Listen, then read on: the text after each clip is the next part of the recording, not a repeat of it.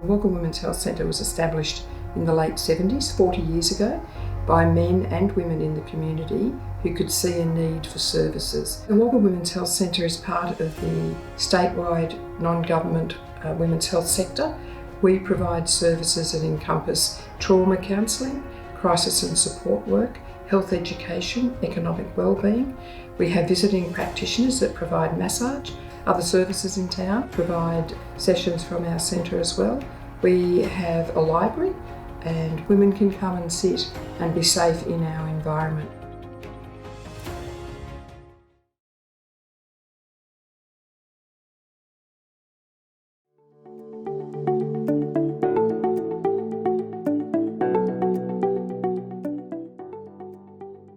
Trauma is a psychological or emotional response to an event that has occurred for an individual where they haven't been able to use their emotional regulation as they normally would to put that event into perspective. It is where the impacts of that trauma have allowed them to move outside into a hyper or hypo state, and they're not actually able to move back into that clarity space. Trauma is the effects of a singular, or it can be an ongoing and elongated experience or event which overwhelms a person's normal coping strategies, their normal ability to cope and process. It can be a one-off event such as a motor vehicle accident. It can be elongated events such as domestic violence. Trauma can also be the effect of ongoing issues such as poverty, marginalisation, discrimination and colonisation. And these sorts of issues can and often do develop into intergenerational trauma. The Bouverie Centre, Vicarious Family Institute and La Trobe University define trauma as the following. Trauma involves single or multiple experiences that have the effect of overwhelming a person's ability to cope and can leave a person unable to make sense of the experience and their own or other people's response to it. What we know with trauma is that it impacts everybody so differently because we're not robots. We're all very different and our life experiences are different. So what might be a traumatic event for one person is not going to be necessarily a traumatic event for somebody else. What we have to then consider is when that trauma has occurred and the impacts that are associated with that, whether that be that people are acting out in unhealthy ways or creating unhealthy relationships or creating habits that aren't sitting right with them, that we look at those in a way that's individual. And we work on those impacts and how they would actually like to have those change in their world to ensure that it's a safe place for them. Trauma can look like a whole range of different behaviours and different thought processes. So it can come out through things like dealing with a mental health issue.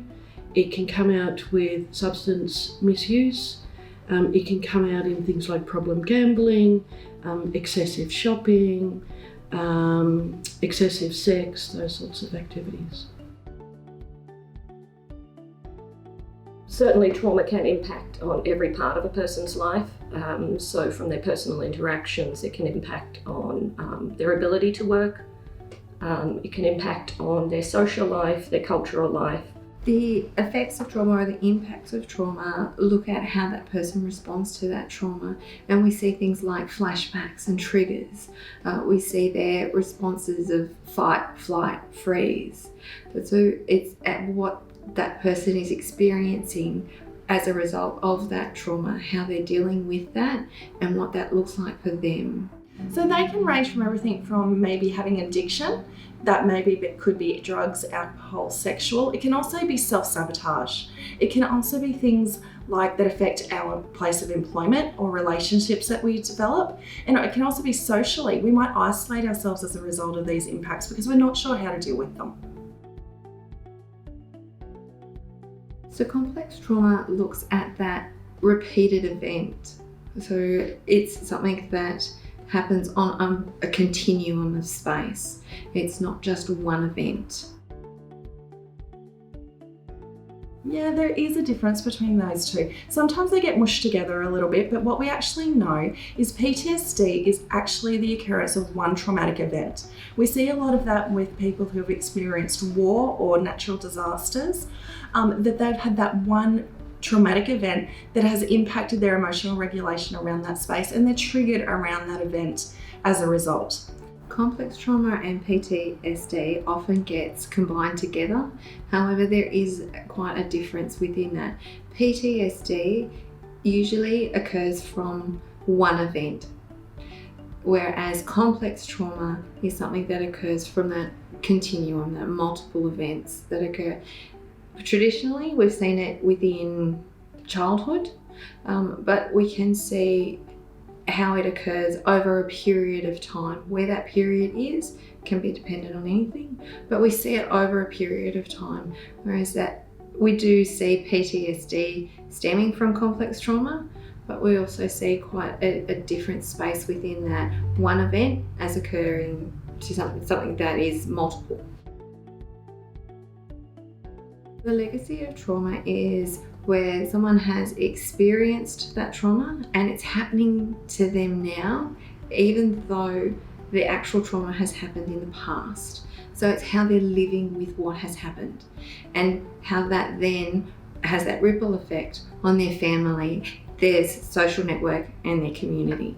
The legacy of trauma not only impacts on the individual person that experienced that trauma, maybe throughout their life, but can have a residual impact on their children, their family, their community. In particular, trauma that is experienced by Aboriginal or Torres Strait Islander people that can go through the generations. There are 4 stages of trauma. However, it's really important to remember that these are not linear stages, and the way that we process our trauma is very individual. We will go in and out of these stages along our journey. So 4 stages of trauma are contemplation and preparation for safety, establishing safety, processing trauma and connection. There's 4 stages of trauma. The first one is that contemplating and searching for safety. So gathering the information, where can I go, what can I do, what is that about? We often spend a lot of time within that stage to be able to make sure we're heading in a direction we want to head in. So our second stage is establishing safety. So that's making those steps and building trust within that space, whether it's with a professional, whether it's with friends, whether it's just in a social setting. How do we establish that safety? Stage 3 is the processing of the trauma. So that stage is looking at our story and how we understand that story, the impacts of that, and how we move forward. It doesn't mean that we have to unpack everything. It means how we use what we know to move forward. Then the final stage is actually looking at connections and building trust in making connections with other people. Strengths that we see that come from trauma are around those survival, and from that survival, their resilience in doing so. They are able to get through stuff that they didn't think that they were able to get through. And once we start to unpack that and see that, that really starts to shine through. So their courage and their determination is one that is really important to identify and build from, and see that that's a huge space of strength for them. Some of the strengths as a result of trauma can be survival, determination, empowerment, trust, establishing safety, validation and awareness. All really, really important, and all allow the person to proceed forward in a manner that they choose to. We can't change the trauma that has occurred in our past. What we can do though is put strategies in place and allow ourselves to manage it in a way that's safe for us and allows us to move forward in a way that we want to and works for the individual involved. So the way that we manage our trauma is looking individually at what works. What are the strategies that have worked in the past and how we use those strategies to build in the future? What's in our toolbox? How do we know what things are going to assist and when? Because one thing doesn't fit everything. So how do we use what we know to be able to build a toolbox that we can go back and refer to when we need to?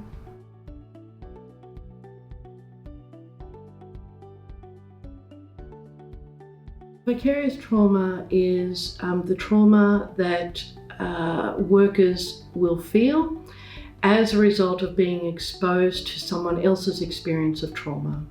We hear a lot about vicarious trauma being with the worker, and we certainly know that vicarious trauma within this working environment it's a given. It's not an if, but a when this occurs.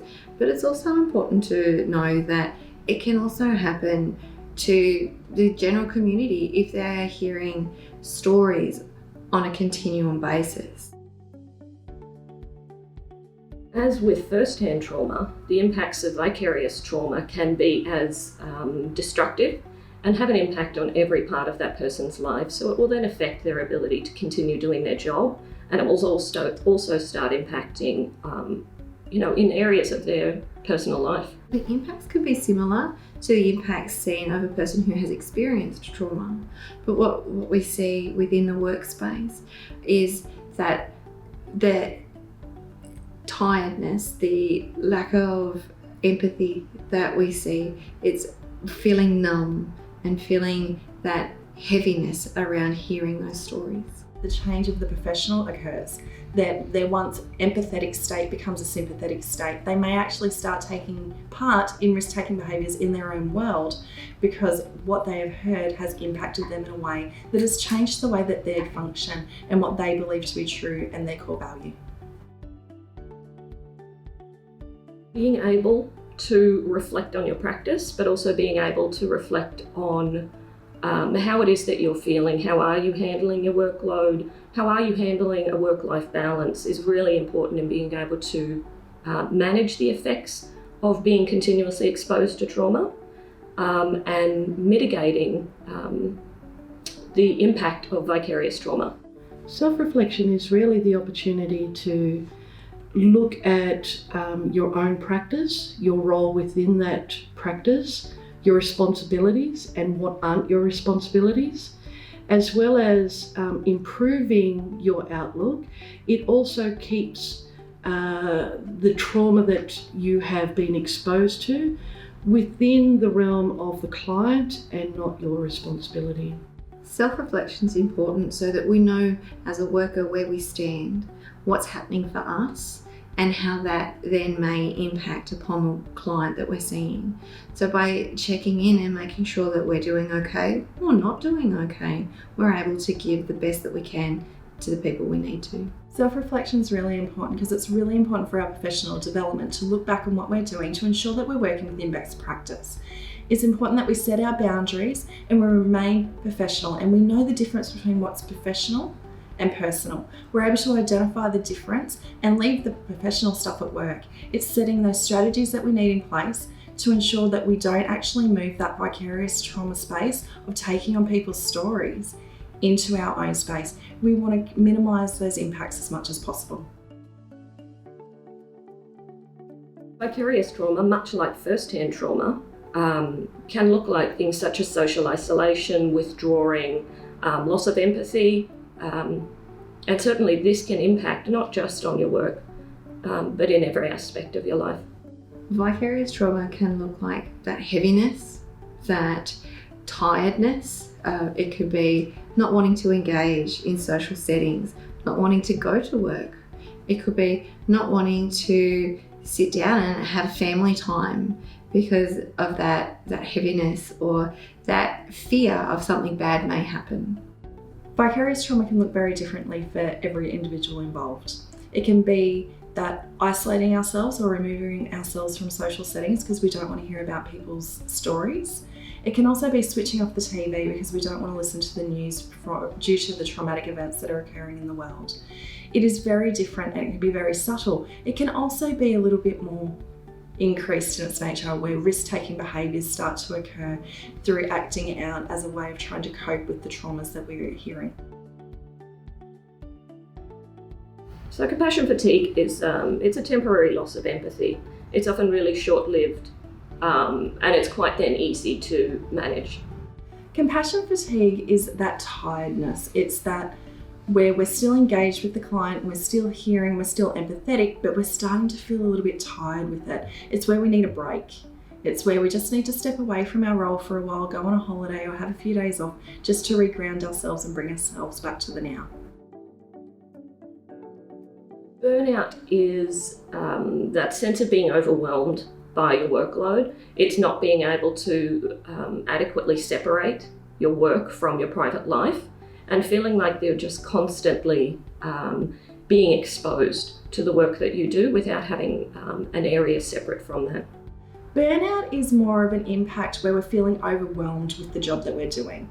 It's where we're hearing the stories constantly and it's just the boundaries are starting to be a little bit blurred. We're feeling like when we go outside of work, work's coming with us.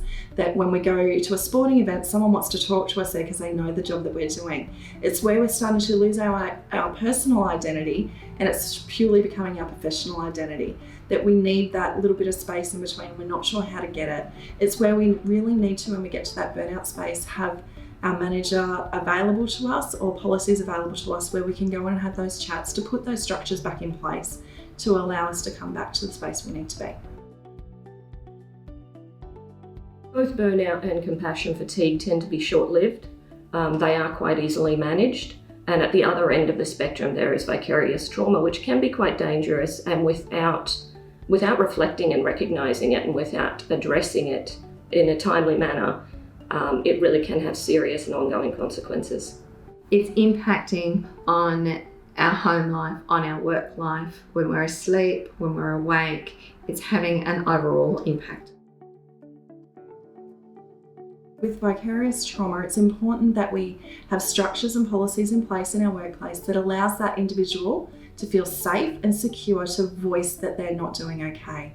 That it's a safe place for them to reflect and be able to get the support of the people around them and their managers to maybe look at what's happening. How can they put different things in place and self-care in place to bring them back down the spectrum? Absolutely, there's a lot that can be done to manage and lessen the chances or the severity of vicarious trauma.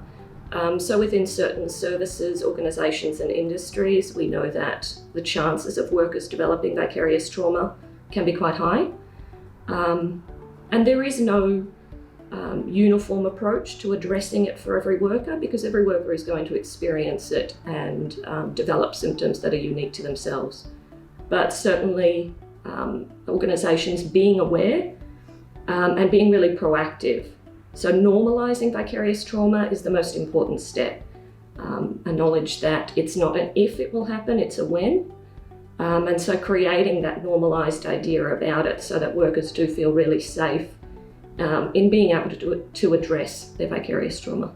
How to do management around vicarious trauma are things like going for a walk in the middle of the day, taking 5 minutes to talk to a colleague about how you're feeling, or taking 5 minutes to talk to a colleague about something that is completely irrelevant to your workspace. How do you use that workspace to create connection? So it could be, let's all have a cup of coffee together. How do you use your time in between work and home to make that line? So there's questions that you can ask around what has occurred for me today that's had an impact and what do I need to do with that before I walk through the door at home. So it's looking at strategies, introducing policies within the workplace around how do we manage that together collectively as a team, have it on agendas within team meetings around where are people at and what can we do, as well as introducing some fun into the workplace so that we are able to create a great balance. Managing VT should really come from the top level down in any organisation. So having strong vicarious trauma policies, establishing them, building them, reviewing them is an important first element. From there, ensuring that staff have adequate supervision. That may be external supervision, which is often appropriate in different situations. It may be providing peer supervision within a formalised strength-based structure within your organisation.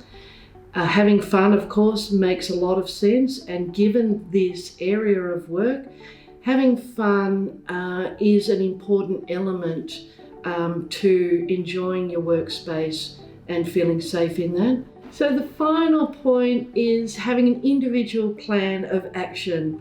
That is the individual worker's responsibility to find what's appropriate for them. There's certainly a lot of training around available now. In particular, Blue Knot Australia have fantastic vicarious trauma training. But having the responsibility for each individual doing the best they can for themselves in managing that vicarious trauma. So vicarious trauma is a very important aspect of all counselling, crisis and support work in organisations that provide any of those things. It is where people having listened and been exposed to other people's experiences and stories can impact on the practitioner. We absolutely hold the view that it's not a case of if it will happen, we know it will happen. So we have regular strategies to try and prevent that. They include ensuring that all staff are trained and understand what vicarious trauma is. We have regular supervision meetings for all clinical staff. All staff can access multiple layers of supervision as well. So we have contact with a 24-hour service. So if in the middle of the night a practitioner is feeling affected, they can ring me as the manager, or they can ring another service, this other service that we've organised that with. And also there's managerial and team supervision as well.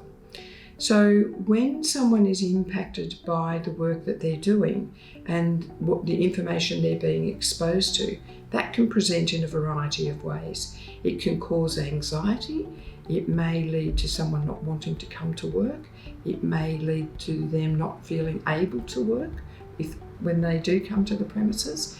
It may lead to them choosing some self-soothing strategies. So, for example, a popular one that's mentioned or that people joke about is drinking alcohol. So it might be they're like, I'm going home to, have a wine. And it's said lightly, but it may be linked to the fact that they're feeling trauma and the impacts of the trauma that they're seeing women for. I think it's really important to have very clear policies around vicarious trauma and a very clear understanding for everyone who works with the service around what vicarious trauma is and its potential impacts. I think not only having the policies, but actually adhering to them, revisiting them if necessary. That could be if there's new research around vicarious trauma, ensuring that that's captured in your policy, or if research shows something that you have in your policy is no longer appropriate or relevant, adjusting it accordingly. So being absolutely prepared to adhere to the policy, but also to revisit it as necessary. I think having what I call an open door policy, so that any staff can come and talk to me as the manager, and I'd recommend that for any service, that the manager is available, or if the manager's not available, they're out of the office for the day, that all staff know who they can talk to if they're feeling impacted by something that's happened for them. I think it's really important that all staff feel empowered to raise issues around vicarious trauma, either individually or as a group, but also if they've had training to bring that back to the rest of the team, so that they're not the only ones benefiting from the training, but the whole team has an opportunity to revisit vicarious trauma, be exposed to the current thinking about it, and to also learn from that, and to look at how, as a team, there might be new strategies that we can implement to ensure that is not so overwhelming that a person can't continue to work. I think it's important to recognise also that when vicarious trauma does occur for someone, it's vital that they know that they will come back from that. They can come back, that there are processes that can happen, and being open and honest about it and working through that, sharing the information with key people they feel safe with, and undertaking strategies that work for them. So as I said, within the workplace there are things that we can do, but also there's extra things they may do in their life. Like they might choose to have a massage regularly, they might get up and go for a walk every morning, or when they leave the centre of an afternoon, think about or not think about, whatever suits them, what's happened for the day, and process that and either leave it or pick it up the next day. But there are definitely things that each individual can do and can be supported with to help their recovery from vicarious trauma experiences.